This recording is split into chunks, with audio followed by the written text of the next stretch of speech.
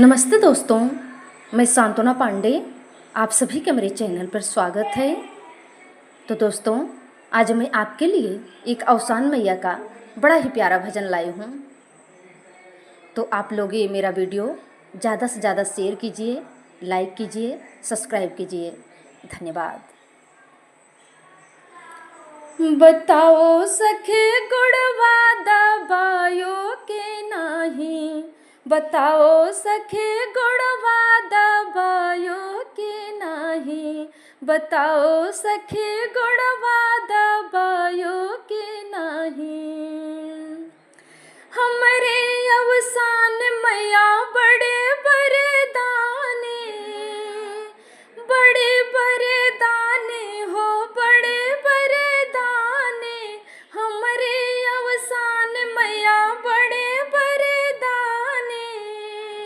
बताओ सखे सजना मनायो के नाही, बताओ सखे सजना मनायो के नाही, बताओ सखे गुड़वा दबायो के नाही, बताओ सखे गुड़वा दबायो के नाही।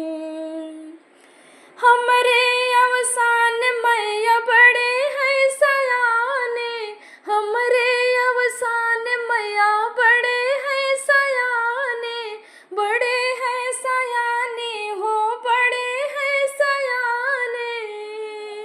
बताओ सखे ललना मनायो के नाही, बताओ सखे ललना मनायो के नाही, बताओ सखे गुड़वा दबायो के नाही, बताओ सखे गुड़वा दबायो के नाही।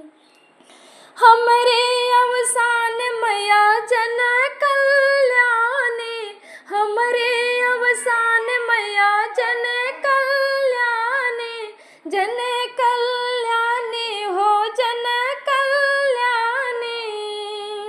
बताओ सखे सरबस मनायो के नाही, बताओ सखे सरबस मनायो के नाही, बताओ सखे गुड़वा दबायो के नाही, बताओ सखे गुड़वा दबायो के नाही, बताओ सखे गुड़वा दबायो के नाही।